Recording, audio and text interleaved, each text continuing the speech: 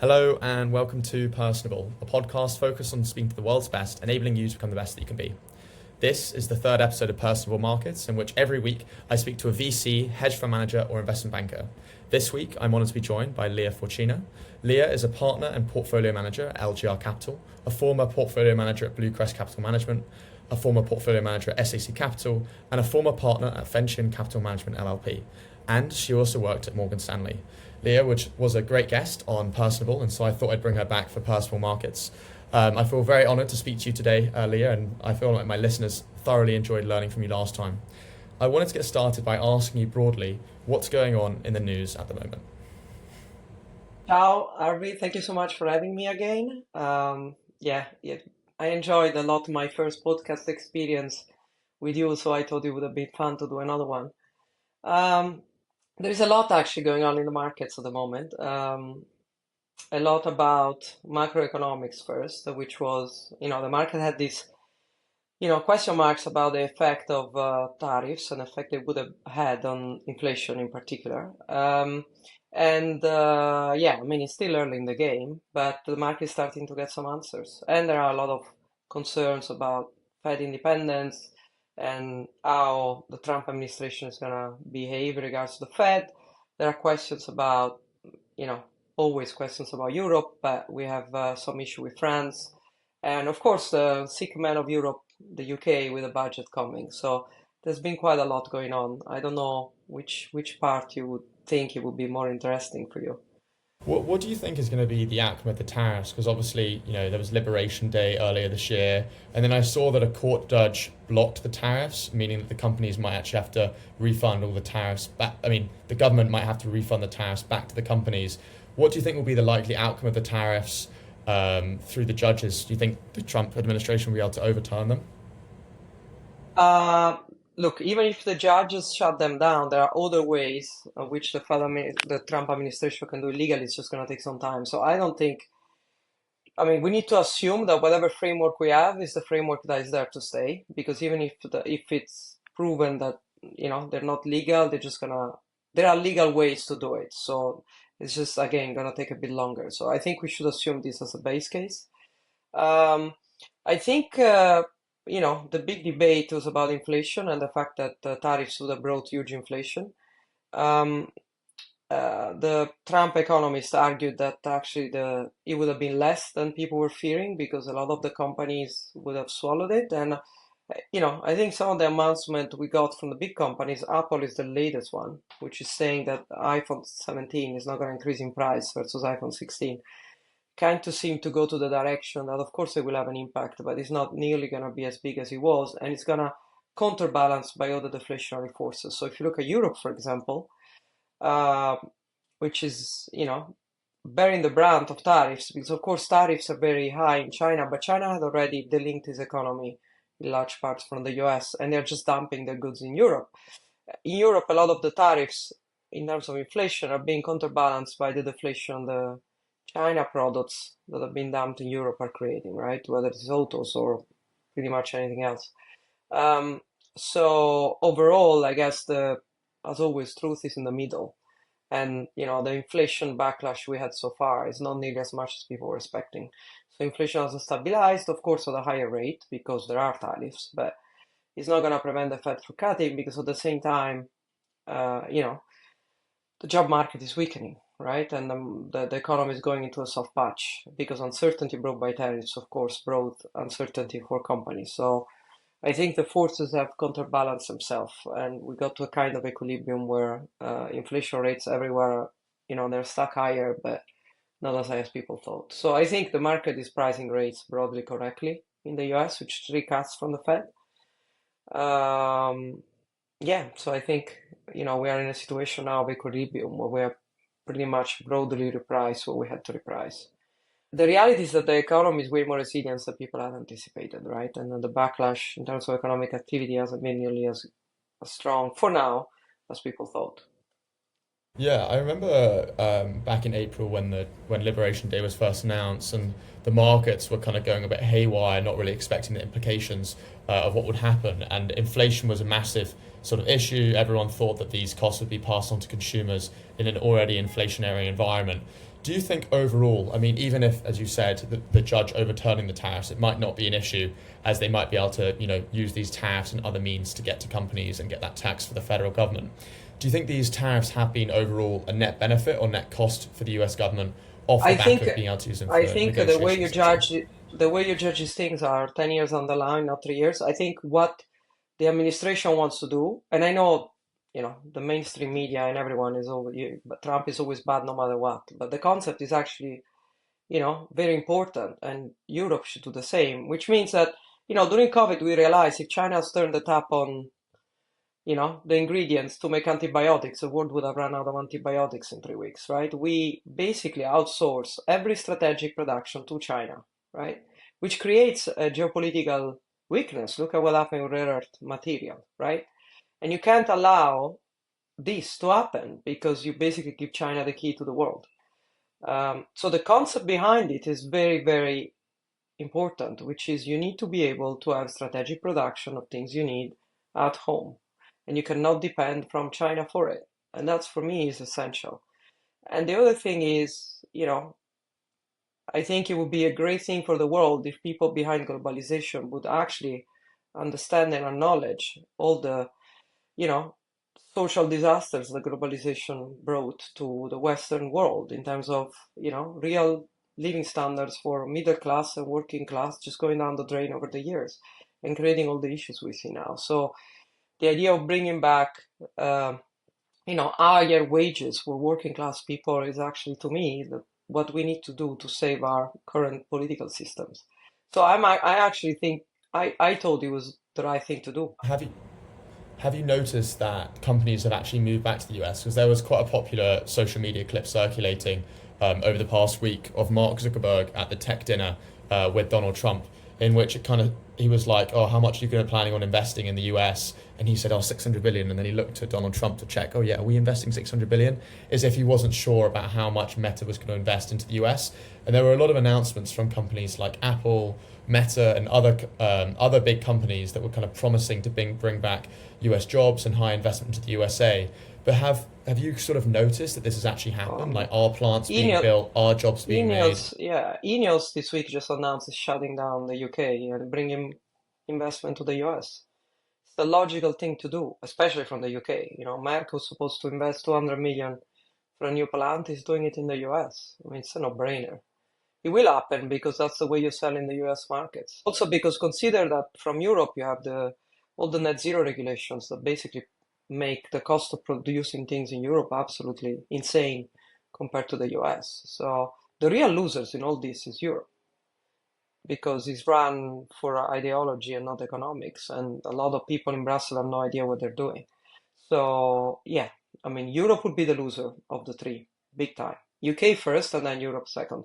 Unless, Germany is doing a big fiscal boost, so that's going to keep things afloat. But, and Brussels, they are realizing that a lot of the policies they put on, for example, on automakers were borderline suicidal. So the point is whether it's too late or not, right? When Ineos decides to shut its chemical plants in UK, it's not coming back, right? It's not coming back on the time soon. And when you lose the vertical, that's permanent, pretty much, right? So when when the refinery shut down in Scotland because of the net zero regulation, it not only takes away job, but takes away a lot of the skills, and these skills will move somewhere else. And it's gonna take 10 years to get them back, assuming they ever do.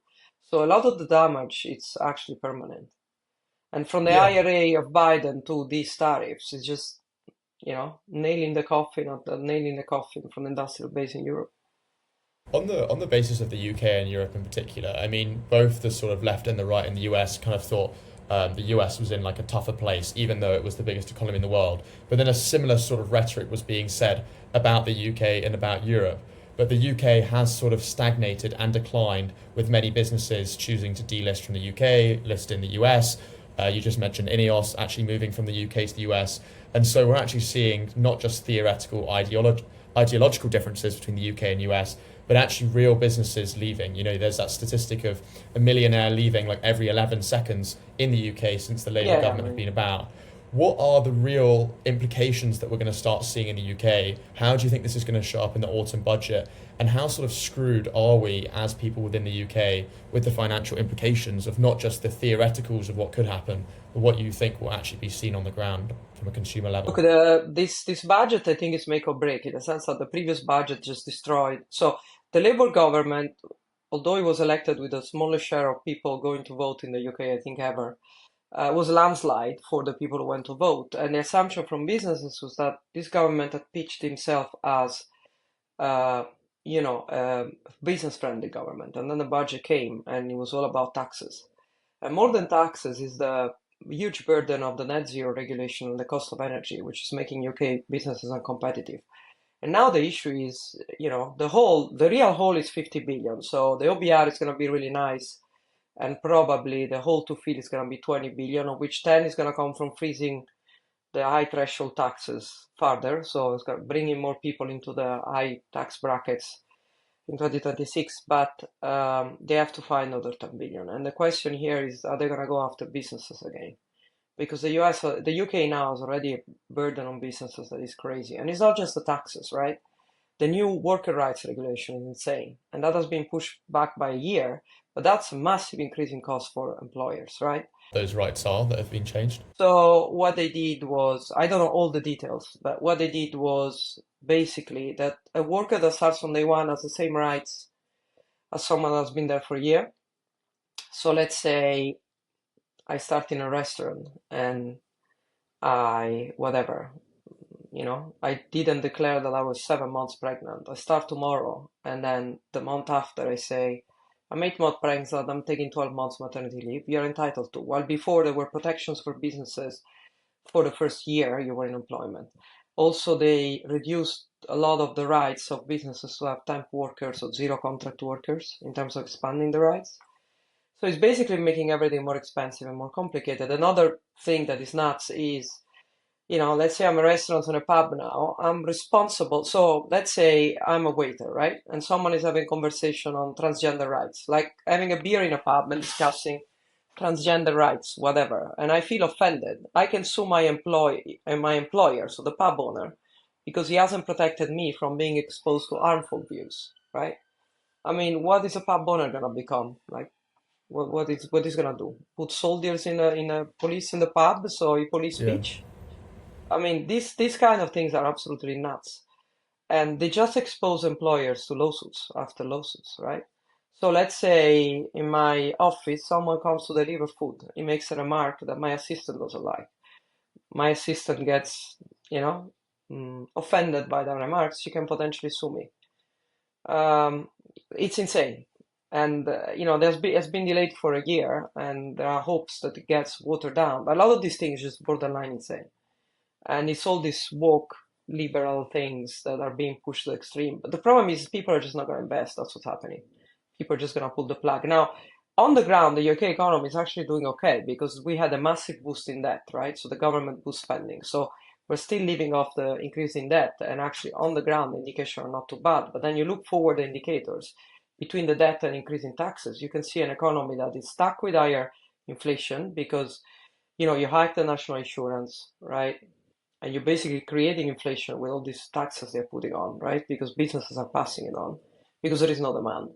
And on the other side, wealthy people are leaving and entrepreneurs don't invest, and you got announcement after announcement of firms that are actually leaving. So the budget's going to be make or break. If it's another budget that is made of taxes on wealth creators rather than cutting benefits, which this country has a massive issue with because they're just huge and unsustainable, then yeah, the economy will keep on getting worse and we get into a vicious circle. But the UK is more a boiling frog situation, right? Where you see rates holding up or going up steadily, regardless the fact that the Bank of England has cut rates.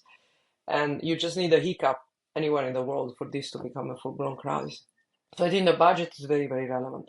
If she does the right thing, which is cutting benefits, cutting waste, cutting civil service, then yes, but it's a Labour government and I actually don't trust them to do the right thing at all.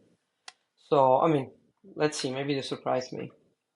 Yeah, despite the sort of negative rhetoric around the UK, both from like a I hear a lot of people, it's sort of like the consensus view that the UK is not doing as well, with companies moving out, entrepreneurs moving out, individuals moving out of the country, which is having a negative trickle down effect. Are there any winners in the UK right now? Like, if you were forced to invest in the Civil UK, like what sort service, of tube industries? drivers, civil service, tube drivers, workers, public sector workers. I mean, look, let's wait for November.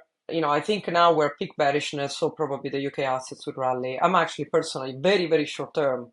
I close the shorts and I'm marginally long because I think, for example, banks are kind of pricing a bank tax or a tax on reserve, which I personally don't think would come because it's too stupid to be contemplated. But yeah, it's a risky position. But I think longer term, there is a reason why UK assets are the cheapest in the Western world. I don't think that changes anytime soon. So I would not, if I had pension money, I would not put it in the UK at the moment at all.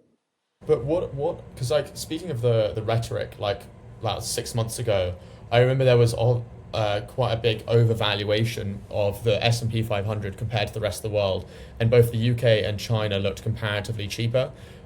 With big companies like Nvidia and I think 5 of the Magnificent Seven doing extraordinarily well. I think the only 2 of the Magnificent Seven that haven't done as well have been Apple and Tesla since. But even from that point in time, 6 months ago, those companies were seen, very overvalued relative to the rest of the market and relative to their peers across the rest of the world.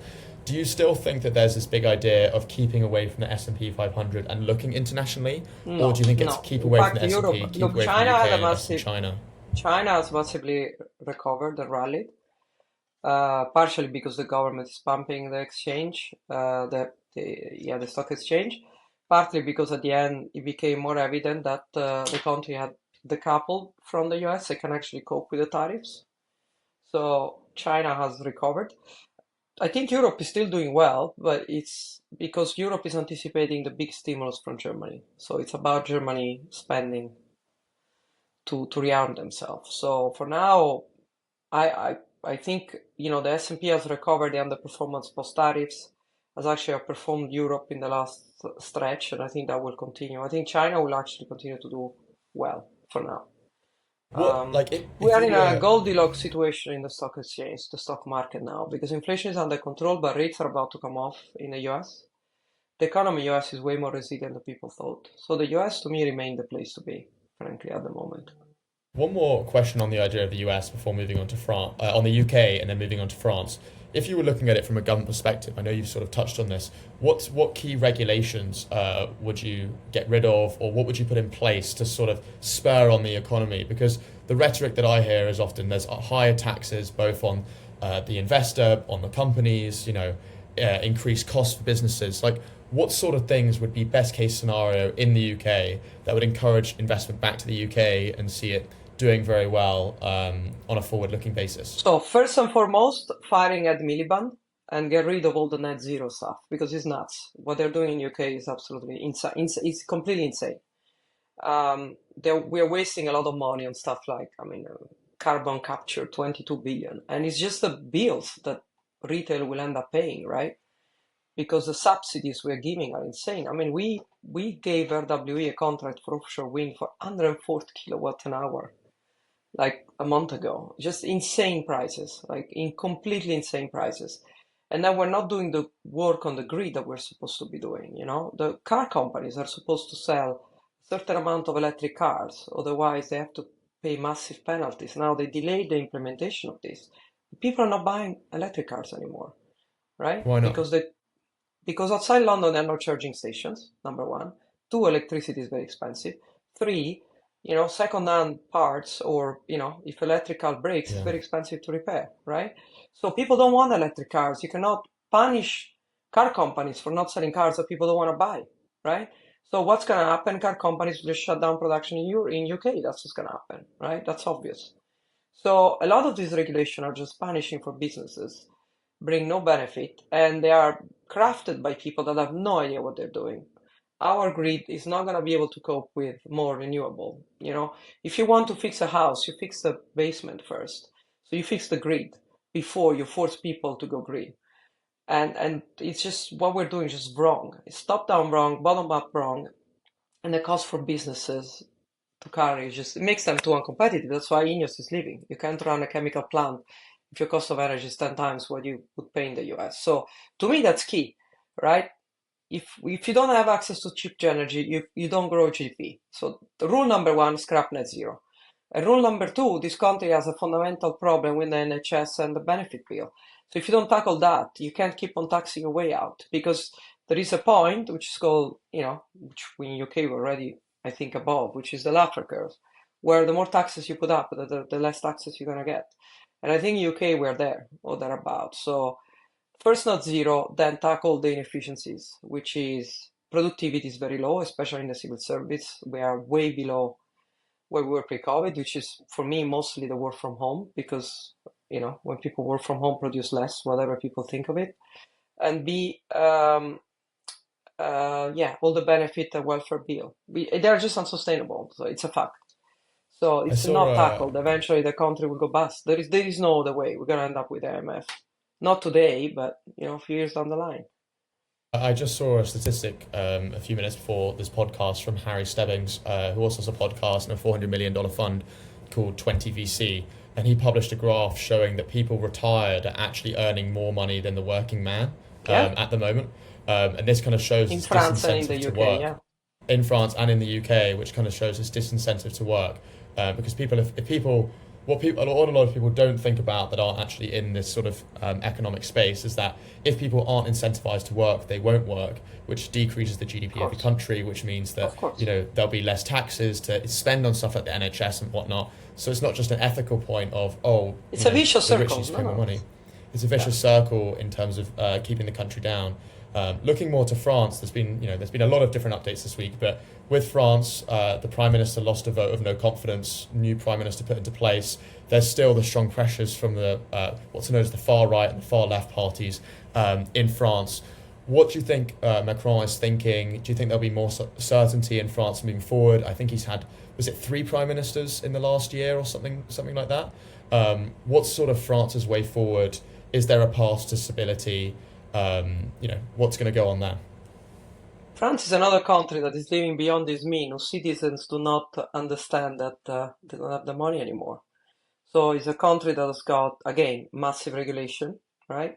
So to give you an idea, if you work more than 35 hours a week in France, you accumulate more holidays, right? So on top of the 39 days of holiday they have, if you work regularly above 35 hours a week, you get to add 10 days more holidays. So you get to 49 days of holiday over the year on top of everything else. There is strict regulation. Productivity has gone very low. The public sector is just over bloated. And again, the cost of public sector worker is huge, right? So, we can't afford the welfare system we have in Europe anymore. And unfortunately, people don't accept that that's the case. And French people are probably the worst at that. So they don't want to accept any cut in their welfare, but they don't want to work more on longer for living, right? So yeah, French people cannot retire anymore at 64, right? They have to retire at 70, and the public sector benefits will have to go down because they're less productive and the country can't afford them anymore.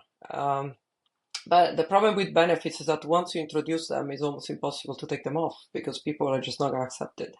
So I don't know how they will manage to do that, because whoever wins the elections, if there is a majority, as soon as there are the next election, it could be as early as, late in this year or beginning of the next. Assuming there is a majority, I'm not sure any government is going to have the mandate from French people to cut benefits and cut debt. So the way you do it is you spur growth, right? So when you have high debt, what you do is either you devalue the currency, like the US is doing, or devalue the currency and do whatever you can to boost growth, which is what Trump is trying to do, right? The problem is spurring growth is the opposite of taxing, raising taxes, and that's what Europe does. It just raise taxes and increase regulation. That will kill growth all the time, and we know that, right? It's a fact. No entrepreneur is gonna, an entrepreneur that opens a business is risking his personal money. You're not gonna do that if then more than half of your earnings need to go back to the government. You're just not gonna. It's not worth it, right? And then on top, they charge you You pay 50% taxes, now you have to pay 50% if you want to give your business to your kids. Who's gonna do that? Which entrepreneur is gonna do that? So yeah, Europe needs a fundamental reboot in the way you think about taxation and growth. Is it gonna What happen? What do you think would be the key thing for this to happen? Because Europe's probably too big to fail, and so is the UK in terms of what would actually happen. And even the US, going back a couple of months ago, people thought it would lead to some form of major recession, which would then reset the US. But its growth was so strong that it didn't happen. So, what sort of event or thing do you think If would you look have at to happen if you look for at this to Greece, reset? if you look at Greece and Portugal now, they went through a massive crisis and they restructured the economy. So the only way you push structural reform is when you get on a crisis, so you're on the brink. So unfortunately, I think the only way UK is gonna do what it needs to do in terms of cutting benefits is get to a point where you're in such a national crisis that there is no other way than taking the hard pill, and that's the same for France. And that's why I think it's gonna happen. It's the only way. And by the way, I think overall government debts everywhere in the Western world is an issue, including the US. And I don't think any of these countries will ever pay their debts. So the reckoning is coming. Which form is it gonna get? I don't know. But that's the reason why you see gold reaching new high every day, right? Because people are getting to the conclusion that yeah, the US is not gonna pay back his debts either. But at least the US is growing and they can devalue the dollar. France cannot do that, right? A Because of big the euro. So Going into some more specific companies, a big story over the last few days was the Apple's new iPhone. So sort of since the transition from the invention of the Touch ID to Face ID, which I think was an iPhone 6 or something like that, was one of those 10 years ago or so, Apple hasn't really innovated as much. Like, it's improved its cameras, its screens got a bit thinner, higher resolution, but consumers haven't noticed much difference. Yet there has still been an unbelievable level of hype, and the stock price has still done pretty well. I think it's up like 100% or something, 120% over the past 5 years. But this iPhone 17 launch a few days ago, with the putting out of like the iPhone Air with this sort of slim device, the iPhone 17 Pro, the iPhone 17, suddenly investors are like, hold on, they're only expecting iPhones to grow at 3 to 4% in revenue sales this year. But yet the stock price has gone up 120% over the past 5 years. Why do you think right now a $4 trillion company like Apple, why are investors suddenly like, maybe Apple is too big, we don't see a path to growth, we don't see enough innovation? Why at this point with the iPhone 17? Why not 5 or 10 years ago? Obviously there was also the Google Chrome payments to Apple. Was that just a way to sort of get people to look at the books of Apple and be like, maybe this company is too big? Like, could you talk a little bit about the story around Apple and what's been going on yeah, there? unfortunately, I do not invest in tech, I'm afraid, because I just do boring financials. From the outside, I can only say, and with the caveat that I don't look at Apple as a stock, I can just say that, Apple is effectively has been a consumer stock, right? So with a huge amount of cash that gets generated. So at some point, you just re-rate the value of that cash. But it comes to a point where innovation starts to matter, right? The point is, in the Western world at least, it's difficult to find rivals, right? Because once you are in the Apple chain, like I see myself, I don't really like my iPhone anymore. It's very bad. I have the iPhone 16 and there are bugs everywhere. But my entire family is on the Apple, right? We have Apple TV, so it's difficult to leave it because you are in that closed loop, which was the genius of Steve Jobs. So you only leave it once you have a product that allow you to escape the closed loop. But you need the entire family to join you in the move, right? Because then you need to be in the same things. And I don't think we're there yet, but it could well be that we get there soon. So yeah, I mean, I have two Chinese analysts I work with, and they're Chinese. And when I look at the phones they have from Huawei, I'm blown. They close and they become a big screen. They're super thin. I mean, they're miles superior to the Apple ones. But Yeah, yeah. it's sort of that closed loop, as you put it well. It's just the aesthetic and the connectivity. Even like the blue check versus the green check for Apple has kept people in the loop. And one more question on tech. I know you don't cover tech, but I'd be curious on your perspective nonetheless. An enormous story this week was Elon Musk's $1 trillion pay package over the next few years, in which you'd have to get over 1 million robo-taxis, more than 20 million vehicles being sold a year. I think they're currently at 10 million, and get to a market cap of 8.5 trillion. Do you think that there'll be a move moving forward from boards to give their CEOs and the leaders of the company even more of a stake in the company to motivate them moving forward? Or do you think Elon Musk is such a unique figure that only someone like him would be incentivized with such a huge pay package?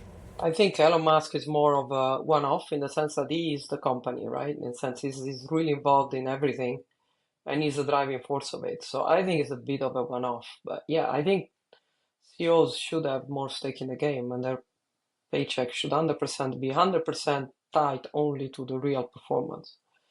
But I don't think we're gonna see this kind of packages more. You spoke about your emphasis being on banks and insurance companies. We've seen gold get up to record highs over the past year, as well as the likes of Bitcoin. What do you think? Are banks fearful over the rise of cryptocurrency? Do they see themselves as being able to expand into crypto, into gold? Like, what are banks thinking as there's less certainty in governments and increased investments in gold and cryptocurrencies? No, they're doing it right. So every single big bank now has got huge desks that look at cryptos, right? And their own money is invested in crypto. So banks are absolutely embraced it. Banks will just go where the money is. I don't think they are, I mean, maybe they're being slow because, crypto was an unknown quantity, but I think has been fully embraced. So I don't see that as a threat. It's another opportunity to make money for banks, frankly. Yeah, in terms of gold, I mean, Goldman Sachs is one of the best commodity trader in the world, right? So banks that do commodity have embraced that as well. Again, for investment banks, especially American investment banks, these things are never a threat, right? Maybe they're slow to react, like we were all slow with cryptos, but they're fully embraced it now. So it's just another avenue to make business and make money. I don't see it as a threat. On the sort of trading revenues point that you just put, Goldman Sachs, JP Morgan, Morgan Stanley, all of these have sort of had massive expansions in their trading departments, particularly over the past few years with softer M&A activity. The sort of trading revenues, in often cases, have actually surpassed the amount of money that they've got from investment banking.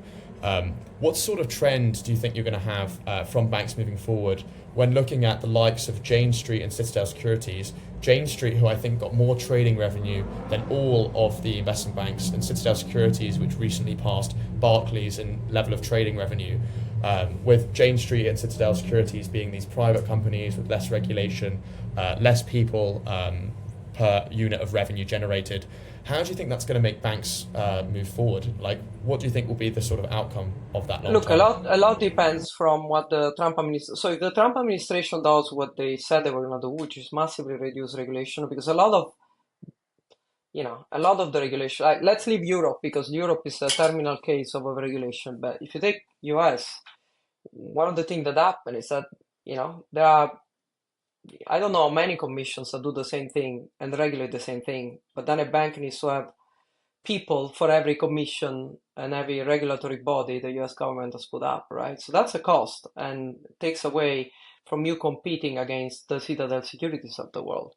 And, we're also in this bizarre world where these people are not regulated, but, when Citadel got in trouble a few years ago, the Fed had to come to the rescue, right, with overnight repos. So these people are not regulated, but at the same time, they cannot go down either because they become too systemic. So, one or two things should happen. Either the regulation for banks go down massively, or the Fed starts regulating these entities, which are now too big to fail, but at the same time, they operate beyond any form of actual regulation, so the bank would be subject to.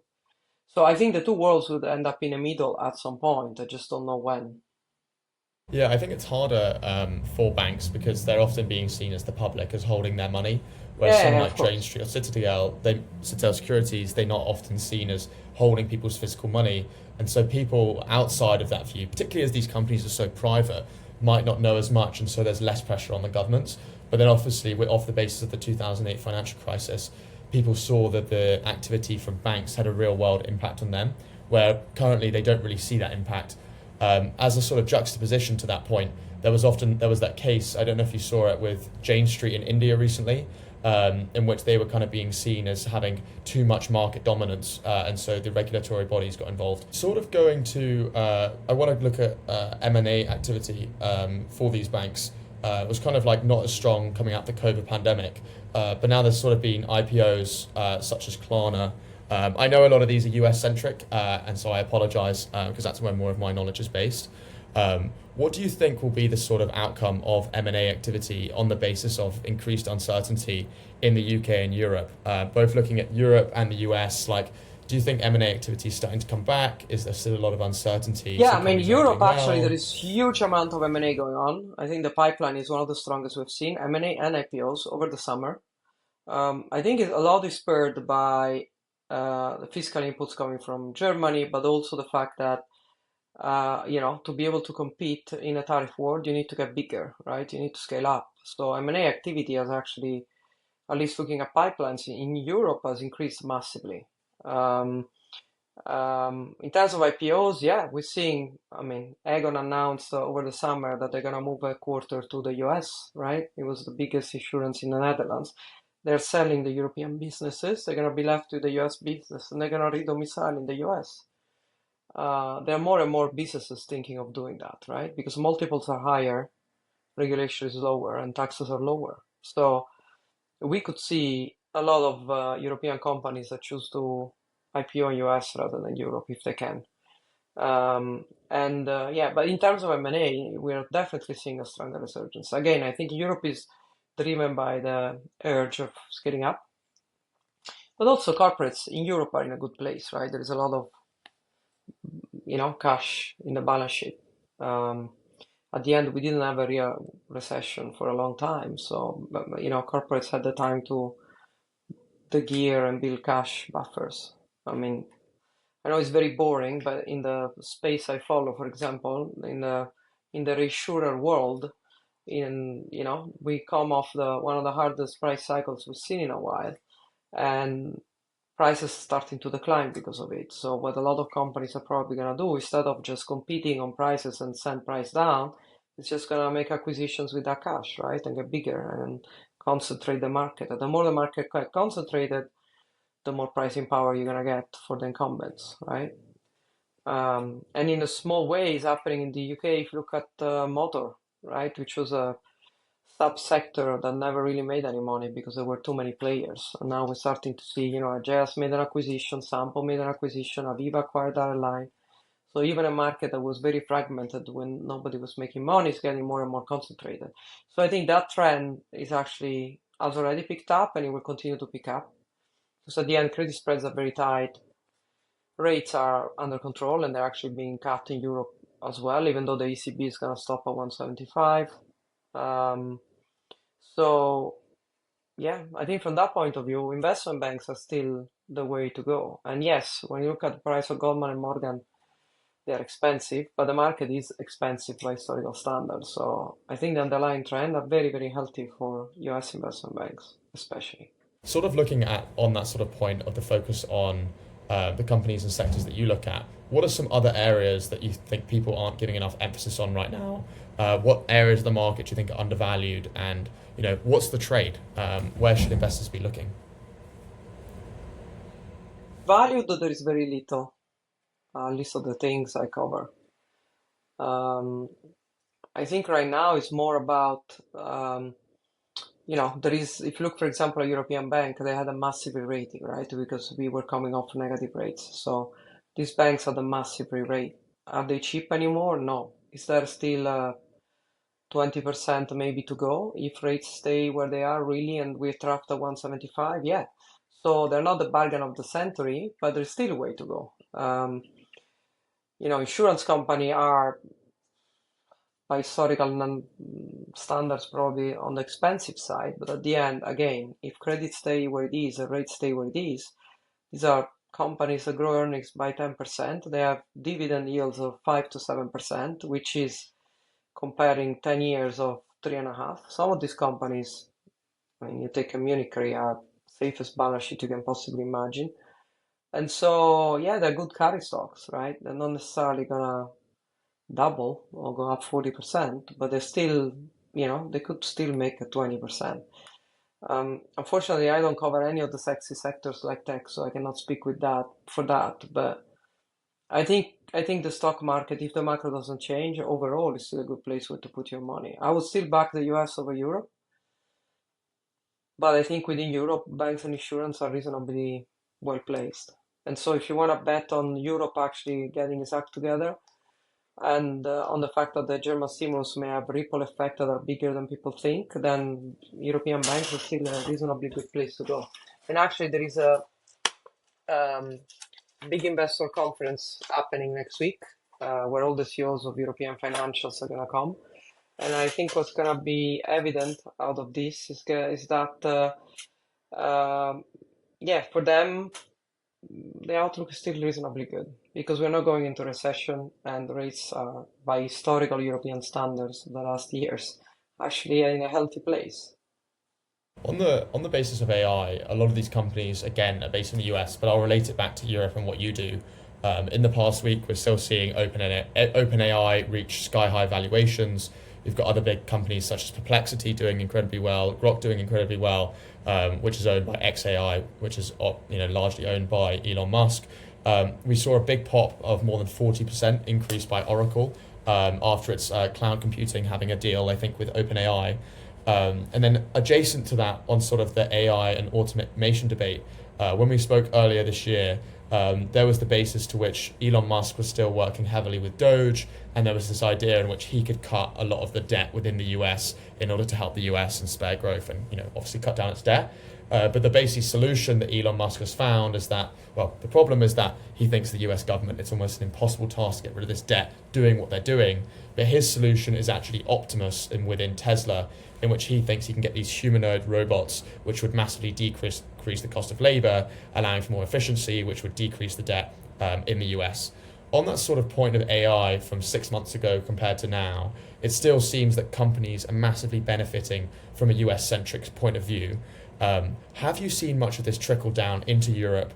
Are we seeing, banks have been impacted by AI, even like from an internship basis? Much more of my friends were able to get into banking than consultancy because many of the junior jobs are being taken by AI.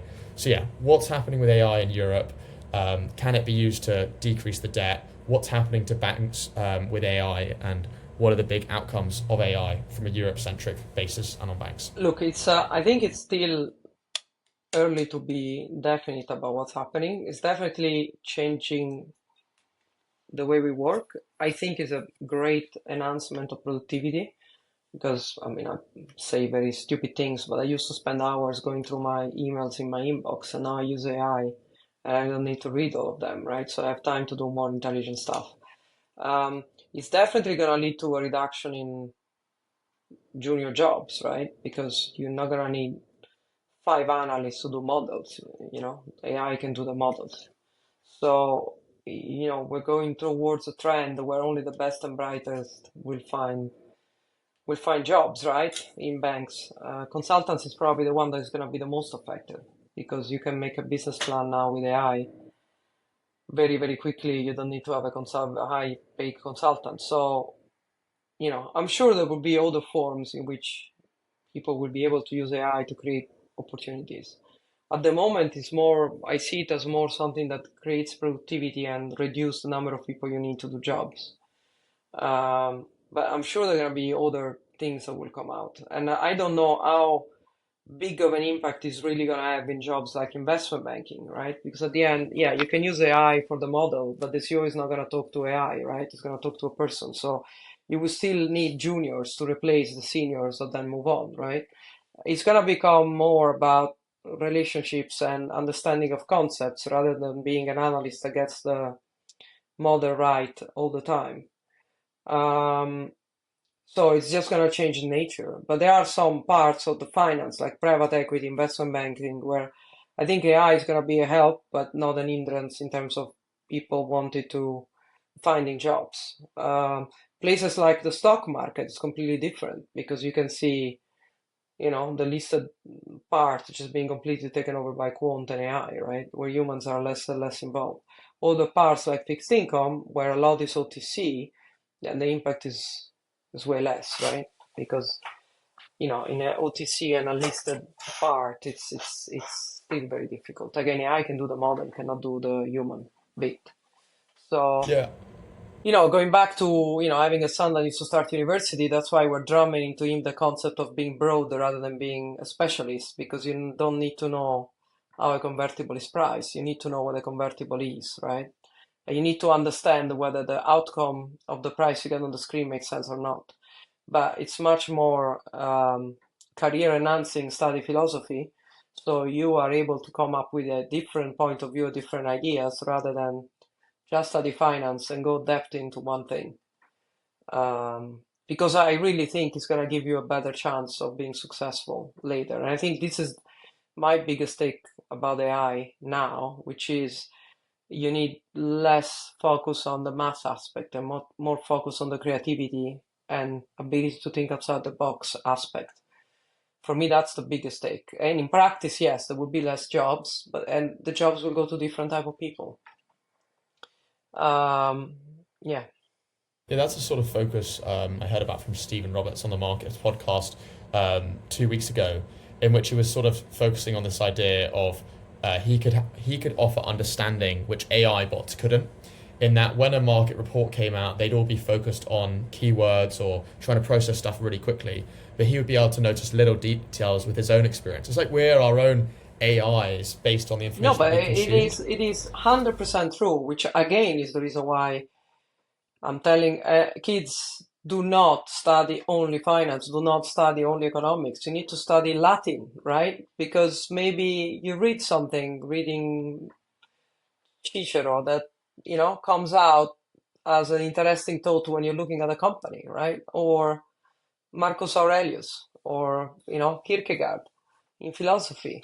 It's really going to be the ability of think differently from a bot and not just being a math genius. I mean, the genius is always going to be fine, right? But you're not going to make a career because you're good at making a spreadsheet, which used to be the case in investment banking.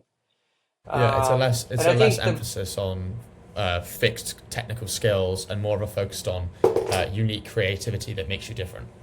Yes, exactly. And that's why you need to be exposed to a breadth of topics, not just one. Um, it's Again, I mean, the world is changing very rapidly. I think it's very difficult now to say where we're gonna end.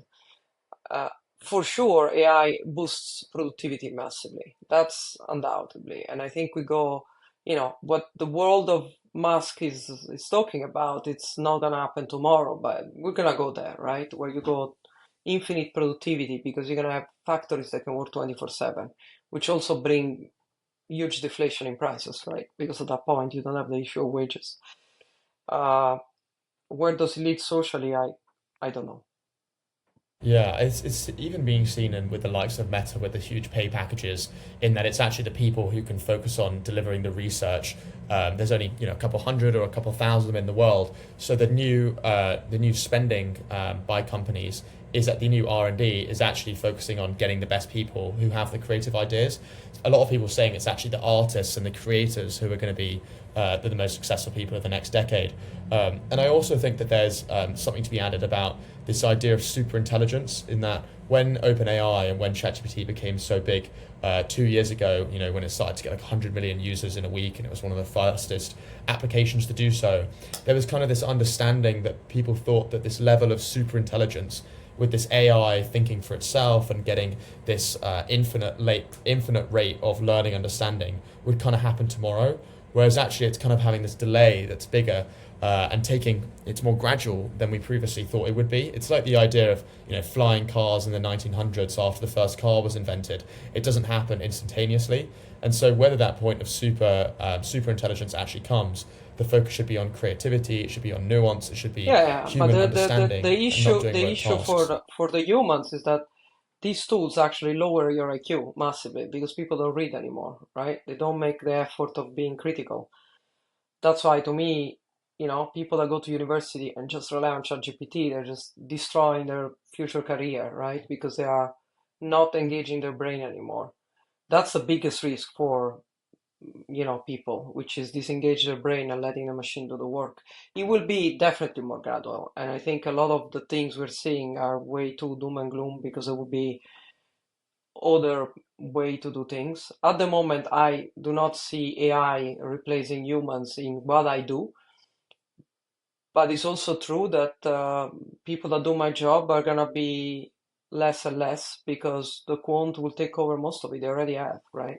So again, only the best and brightest, which or people that are very senior, so they have experience, will probably be able to survive. So again, we go back to the point of it's not what you're gonna do, but how you're gonna do it, and you need to try to be the best at what you do because whether before an average person could find a very well-paying job is going to be less and less the case with all the social implication that it's going to have. I think we're going to go through a phase where a lot of this capex that has been invested in AI is going to be proved not worthless, but we're definitely seeing overspend now, which happens in every bubble. I mean, remember what happened to the Amazon share price, right?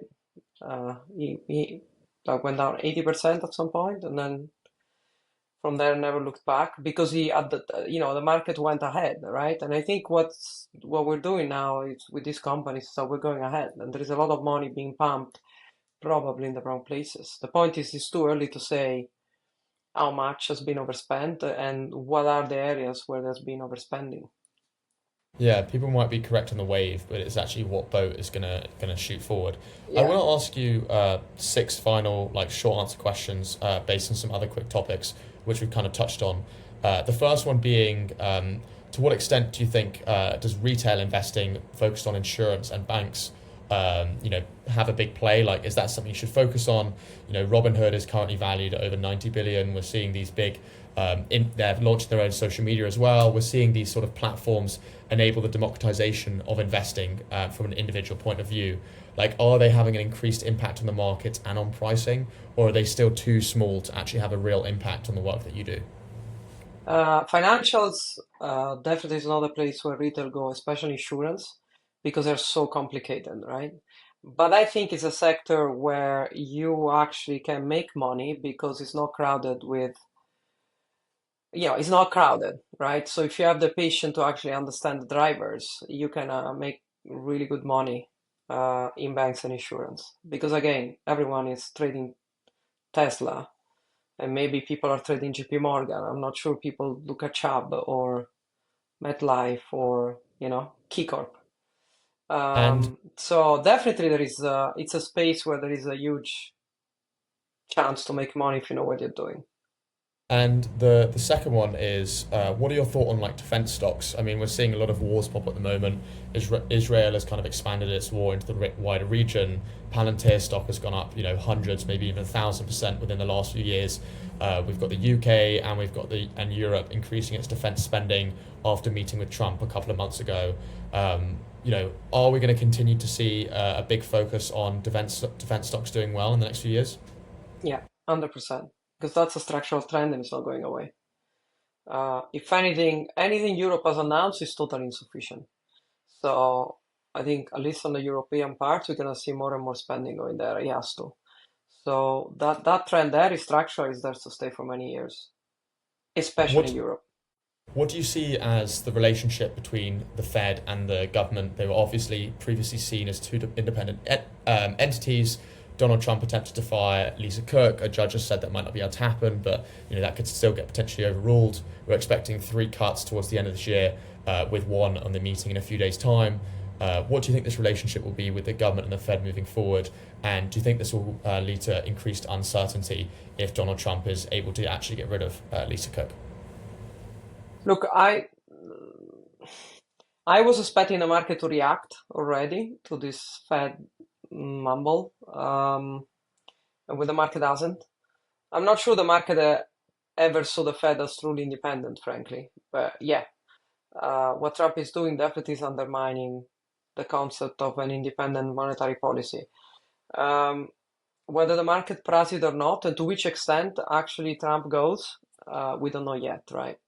I continue to think that Trump is not the madman that it's always depicted to be, and I have huge respect for Besant. So I would lean to think that this is overhyped and it's not gonna end up as badly as people are assuming. But I stand to be proven. I'm happy to say I was wrong. So far it seems more that he's trying to do it, but he hasn't really done anything to really undermine the market confidence. But again, market confidence tends to be a very fragile thing by which, is there and then suddenly evaporates overnight. And sometimes you don't really know what has changed and it just happens. So we are in a very fragile situation.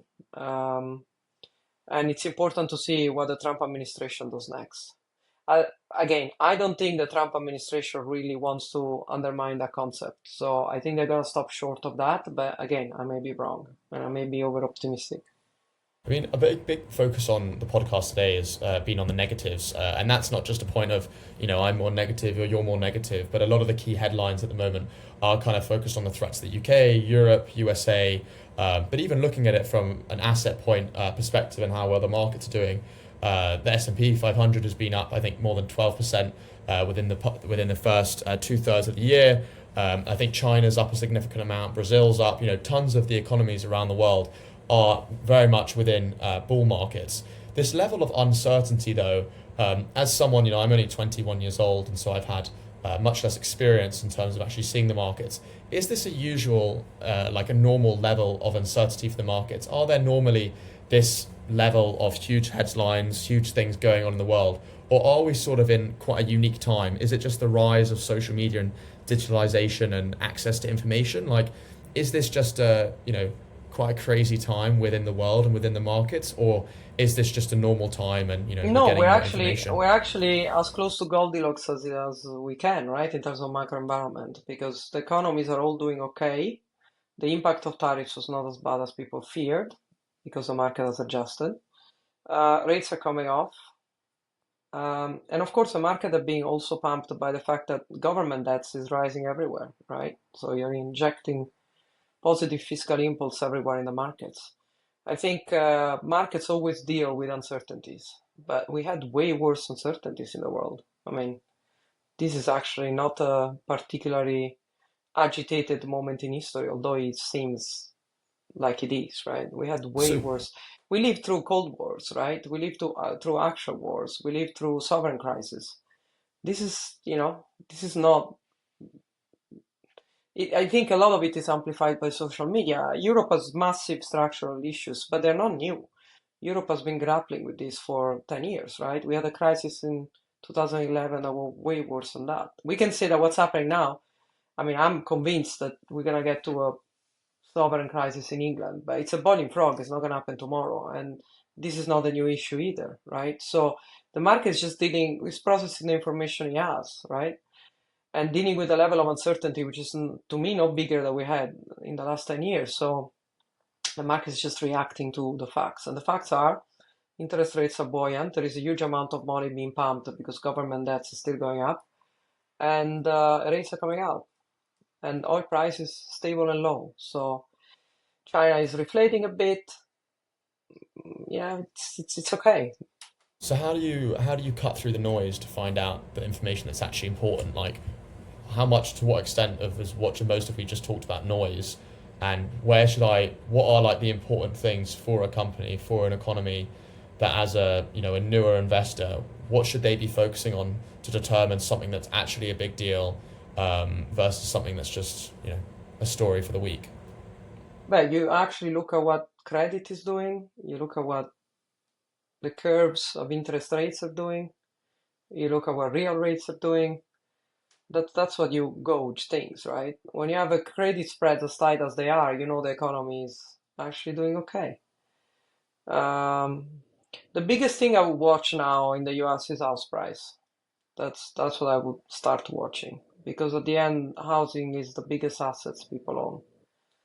So what happens to house prices to me is always very relevant. So that's the only thing I would add now in terms of variables to watch. Whatever noise, political thing, the market typically tends to not look at, right? Because typically speaking, it's not what drives anything. Most of it is Well, noise everywhere. My penultimate question, going back to banks and insurance companies, what are the biggest threats towards the end of the year, and what are the biggest growth opportunities? I know these don't fluctuate as much as tech companies per se, but what sort of things should people be looking for that we haven't really touched on? Look, I mean, these companies are basically a leverage on the economy. So again, I go back to credit spreads, right? How is the real economy doing? Um, if credit stays well behaved, because it's a signal of the underlying economy being well behaved, these companies will continue to do well.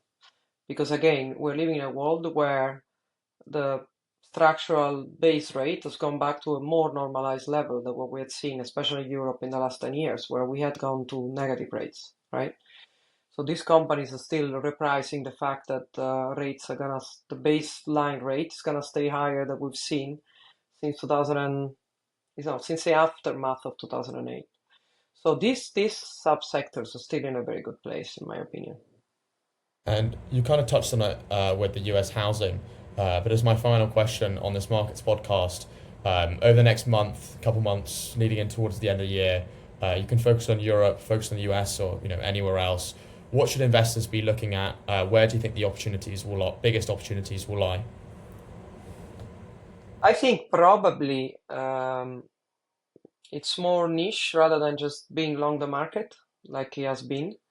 Um, I think I would look for pockets in Europe, or countries like Italy that will benefit from the German spending, where for once the macro and the political situation is very stable.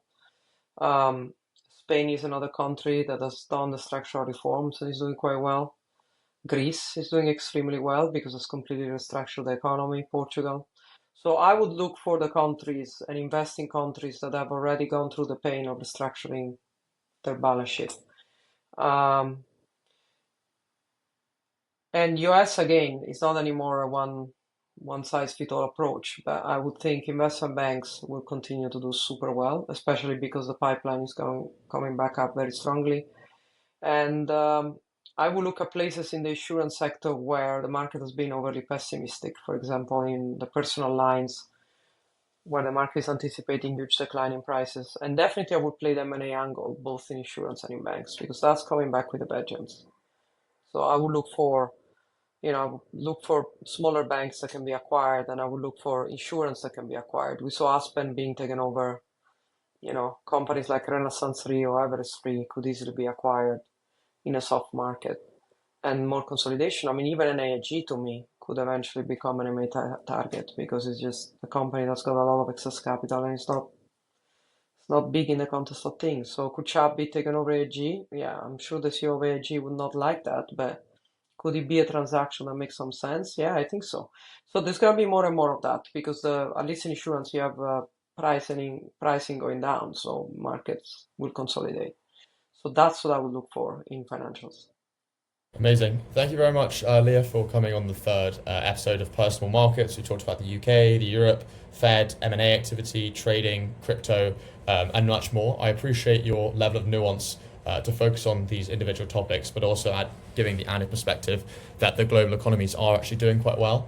I think it's interesting to look at how Europe and the UK are doing and the threats facing it, but realizing that these both aren't either immediate or medium-term issues, but something that's going to be faced down the line. And with the market pricing in information that's already out there, it won't be a problem from an equities point of view. It's been an absolute pleasure to talk to you today. I'm sure there's a lot of value for listeners, and I look forward to speaking to you again sometime soon. Thank you so much. Thank you again for having me. It's always a pleasure.